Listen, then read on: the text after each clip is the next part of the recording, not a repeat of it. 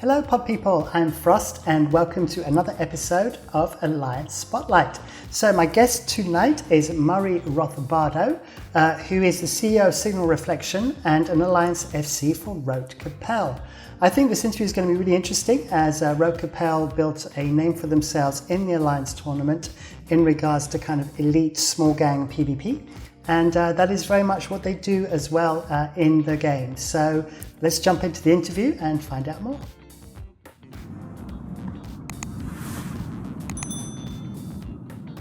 Hello, Murray. Thank you very, very much for coming on to Alliance Spotlight. Yeah, thank you for having me. Okay, well, it's a delight, and I have to say that I am not very familiar with Road Capel, so I think it's mostly due to the fact that we're in very, very different time zones, and so I'm looking forward to being able to find out more. Now, obviously, the first thing is that Road Capel was founded a long time ago, all the way back in 2008. So why don't we start at the beginning and just kind of maybe give me an overview of where Road Capel came from? Okay. I'm not an expert since I've only been in Road Capel for a bit over a year, I believe now. But to the best of my understanding, Road Capel was initially formed as kind of a small alliance back in Syndicate or thereabouts, and for a long time they operated very much in the style of kind of the old low-sec pirate alliances of old. Very much kind of focused on those smaller scale PvP only fights, priding themselves in having things like -10 standing with Faction Police or with Concord, and doing a lot of things in regards to small fights, nano, and taking on larger groups. Over time, this kind of very much kind of elite style pirate organization evolved because many of the players that were there, 12 years ago are still playing in Road Capel today.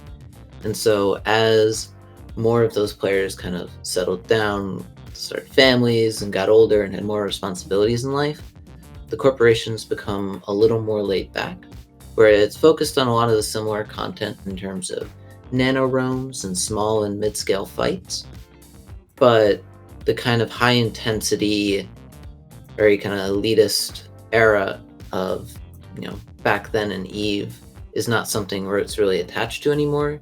It's become a much more chill, kind of calmer group where things are done on a timetable that people with commitments in life can manage to attend those fleets. Yeah, so you're kind of scheduled fleets now, and if you go whaling and stuff, you organise it at a particular time rather than sort of mad pings like we've got something tackled, go, go, go, go, go kind of situation. We definitely do still have a fair number of those, but what you often see is that the time is kind of limited to the more reasonable hours of the day, right? Alarm clocking for 4 a.m. in the morning to try and shoot a structure for a fight. Okay, so I noticed that as well that, obviously you've got 687 characters. So it doesn't make you one of the biggest alliances. So obviously, strength in numbers is important. So does that mean that you are in a particular time zone? So Road Capel is pretty predominantly USTZ. We do have some folks, particularly in AU and a handful of Euros, but our dominant time zone is US, and most of our content tends to occur during that time. Okay, and you said that also, you're settling down these days a little bit more. Does that mean that you actually kind of own a particular part of space, that you're doing the whole SOV thing, or are you kind of just still very much a kind of a roaming group? No, Road Capel is still definitely more focused on where the content is rather than a particular location.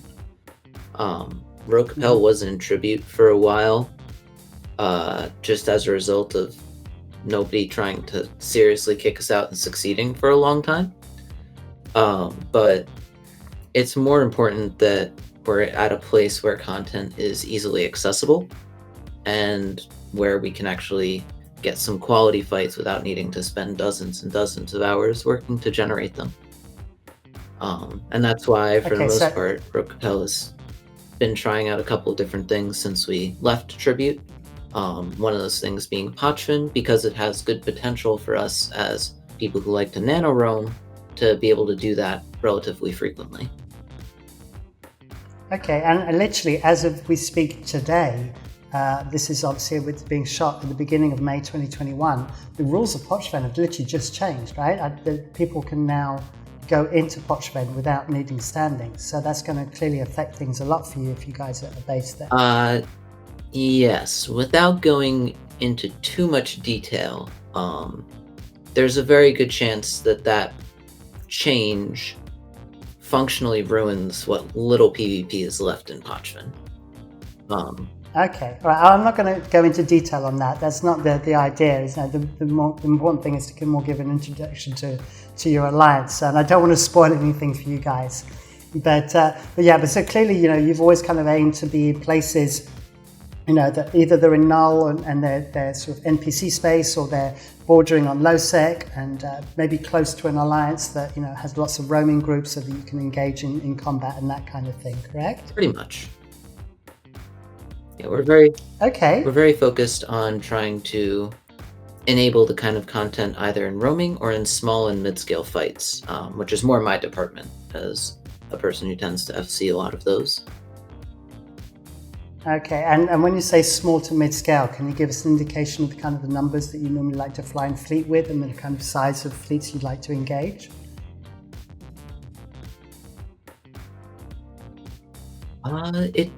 Generally speaking, we're aiming for something between 10 to 15 and like 40 to 50 Okay. characters on each side. Those are the kind of fights where we really enjoy them, and I think we really shine in trying to take Okay, those so fights. That's where a lot of our because strength if I come into remember play. correctly, Rogue Capel were heavily involved in kind of the tournaments, right? The alliance tournaments and things like that. Yes, they've had a very long history of participating in tournaments. Our teams are very consistent, usually winning a couple matches, not necessarily winning the whole thing, but being a serious contender and a threat to people who are unprepared for us. Okay, so that I think that also gives a really good reflection of your playstyle. That it is not just an FC kind of leading a big fleet in a kind of very formulaic manner, but in fact you much prefer to have pilots that know how to fly their own ship, whether it's a Keres, with E-War to a Dicta, or and everyone flies specialist ships and they have to know how to fly it for themselves, and then the FC just kind of coordinates the master plan. Is that kind of the approach that you use also in the game rather than just in tournaments? Absolutely. One of the reasons that we tend to be quite strong in the small and mid-scale fights is because, thanks to our pretty strong core of pilots, both people who've flown in the AT and people who've just been flying for a long time, we have a lot of folks who can do different flexible or more complicated roles in fleets and execute trickier maneuvers. And that lets us often punch up against larger fleet sizes because we can leverage specialist ships and more complicated tactics in order to swing the fights in our favor. Okay, so based on that, obviously that we're talking here purely about subcaps. Do you guys like to engage in kind of the capital side and escalate things as well? Or is that something that isn't really of interest to your group and you prefer kind of just more the roaming aspect of it and the small gang aspect? We're definitely willing to do it. So a couple of months ago, we were fighting Fraternity and a couple of their allies in Tribute, since they were looking to take the space from us. And while there was certainly a fair share of subcap only fights, we also had a number of fights where we were willing to throw down with capitals and try and take the grid with those, and that led to some interesting fights for sure. We're definitely not afraid to use them if the opportunity arises. Okay, well that's excellent. So obviously from everything you've said, in the last, the beginning of the interview, it seems to me that as a group you are always looking for experienced pilots. That is your ideal kind of. If someone wanted to come and join Rogue Capel, can you describe the kind of skill sets or the kind of player that you would be looking for? Rogue Capel is definitely not kind of a new player organization. It's not that we don't like them, but we just don't really have the capacity and the support structure for new players. A lot of our folks make their income independently. and kind of have the basic knowledge of Eve to navigate their way without every little piece. However, outside of that, it's a pretty broad range. As long as folks know the basics of Eve, a little bit of, manual piloting, understanding what goes on in fights, and being able to hold their own on a grid, we're more than happy to take them. There's definitely, some pilots we've had who showed up who've just been impressive all the way through. There's some pilots we have who show up having a good, basic understanding, but through either practicing at the Alliance tournament or just flying with us repeatedly throughout the course of a year or two, have become really, really strong pilots. And as long as you've kind of got that fight in terms of being willing to go out and take those outnumbered fights, be it roaming, be it fighting in objective fleets, all that good stuff, we're more than happy to take you. Okay, yeah. So if I get it right, it's if I was to summarize, it's you need pilots that have some skill, but most of all the desire to want to be able to fly their own ship and take responsibility for their own actions as part of the group.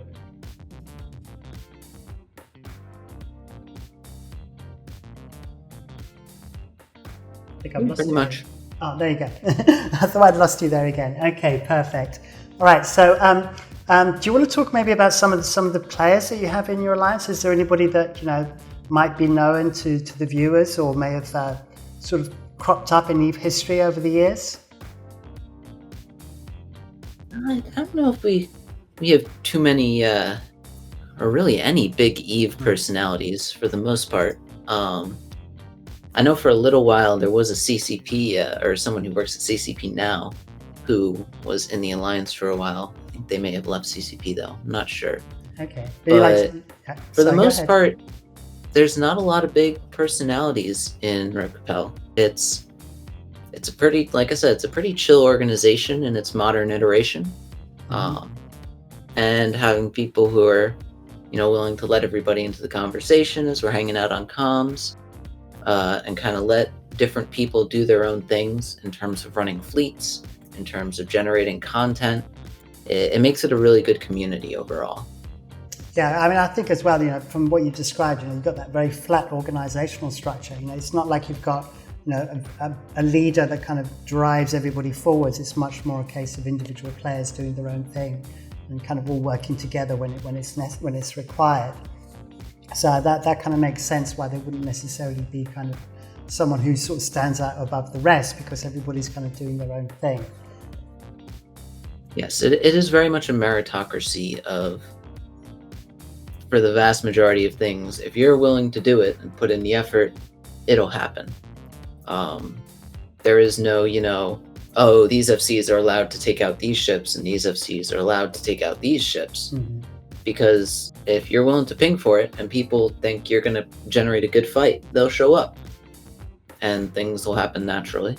Yeah. Yeah. So you basically, people will undock if they have confidence in you. You have to prove your mettle. Pretty much. Okay. And where do you see kind of Rogue Capel going for the future? Are you kind of looking to grow as an alliance? Are you happy with the size you are? Are there any particular aspirations, or do you think you've kind of found your perfect kind of niche as to what you want to do? We're pretty happy with our size. My on-running joke is that if I ever have to fly a monitor in a fight, we've done something horribly, horribly wrong. But we don't have interest in big tie-dye fights. We don't have interest in, building up all those diplomatic agreements so that we can build supers, so that we can fight in a big super fight once every 3 years. That stuff just doesn't interest us. Mm-hmm. And so this size is something that lets us be a little flexible in terms of actually following content, right? It's a lot easier to pack up and move when it's only 40 to 50 real humans instead of when it's, 500. And it lets us take a pretty wide range of fights between, the small gang and solo up until a good way through mid-scale. Mm-hmm. There are definitely some mid-scale groups who are solidly bigger than us, but for the most part in the mid-scale category, we can take most of the fights we run into.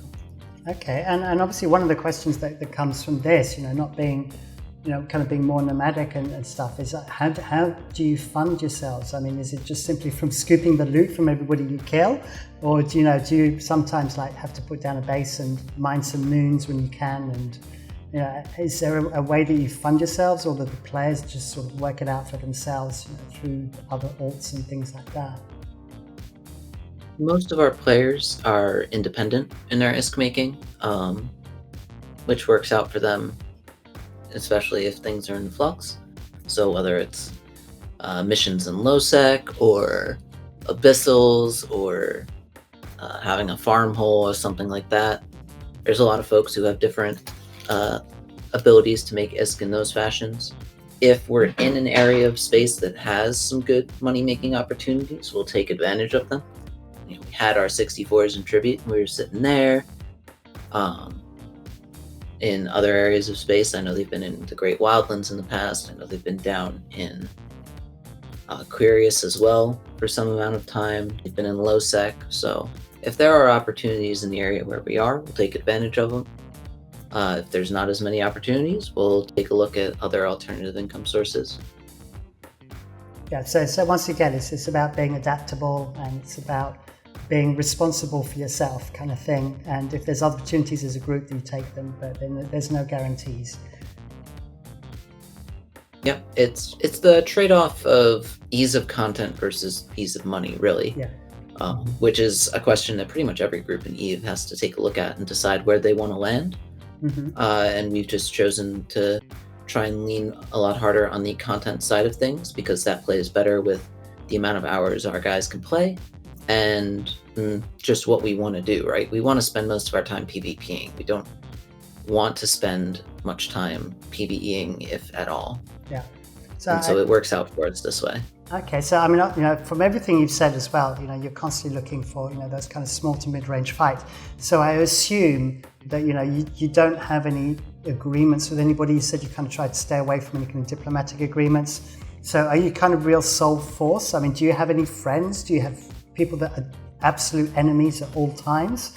Do you make friendships on the fly, just sort of impromptu alliances when it's in your best interest? When you're trying to maybe consolidate yourself in an area for a couple of months, do you make sort of short-term agreements? How does that all work? It really depends on what's going to get us, some solid content, right? Because obviously there's going to be some fights where you look at the numbers and you really can't do it yourself. It's helpful to have at least one other person you're working with. And sometimes you want to try and avoid blues because you may end up actually fighting those people later. Some good examples would be in Tribute, right?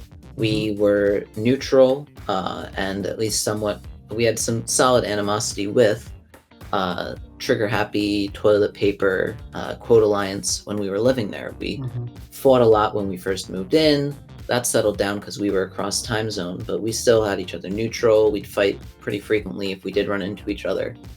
But when Fraternity moved in to start trying to take the space, fighting Fraternity, the large null-sec coalition that it is, was a lot easier when we, the smaller groups, were kind of working together in that particular objective. So kind of taking advantage of that, making some friends when you need them. And then now that we've moved on from there, we've reset them. We've still got good relations with them. I probably wouldn't, sneak into Toilet Paper and try and steal all their stuff, but we're neutral again. If we run into each other in space, we'll shoot each other. But if we see an opportunity to work together for some good content, then we'll try and take advantage of that. Yeah, so it's friendships of opportunity and honorary combat, correct? Pretty much. Okay, right. I think I've pretty much covered all the questions that spring to my mind. Is there anything else that you want to bring up that you think is worth mentioning as well? I don't think so specifically. I mean, feel free to reach out to folks in Rook Appel if you're interested in joining. We like having new people. We're not trying to recruit everybody we see, but if people got the fight, they're interested. We love having more people to fly with. Okay, and how do they reach you? Do you have an in-game channel? I believe there is a public chat for the Stimulus Corporation, Okay. which you can see in their description, which is the main corporation in the Alliance. Okay. As well as it's not too hard to find our Discord, which should be listed pretty publicly as well. Okay, well, I can grab both of those from you anyway, and I'll pop them in the description of this episode so that people can find both of those quite easily. So, okay, well, then that's been brilliant. Thank you very much, Murray. You know, like I said, I knew very little about Rogue Capel when we started. I am now much better informed. And if I'm in a small gang, I will keep my eyes open if I'm ever near you guys. So thank you very much. That's been really, really useful and really interesting. And yeah, thank you very much for coming on. Yeah, thank you for having me. All right, thanks a lot. Bye. Super. Well, I learnt a fair deal about Rogue Capel. I hope you did too. And it was really interesting as well because they were definitely an alliance that do things very differently from other alliances that I've interviewed in Spotlight so far. So as always, if you find these videos interesting, you find the channel interesting, then please be sure to like, subscribe, hit the bell icon for notifications. And obviously do talk in the comments. I always like to hear, you know, what alliances you're involved with, potential suggestions for other alliances as well, all that kind of good stuff. And be sure to join my Discord as well. The link is in the description. All right, that's all from me for tonight. Until the next one. Bye.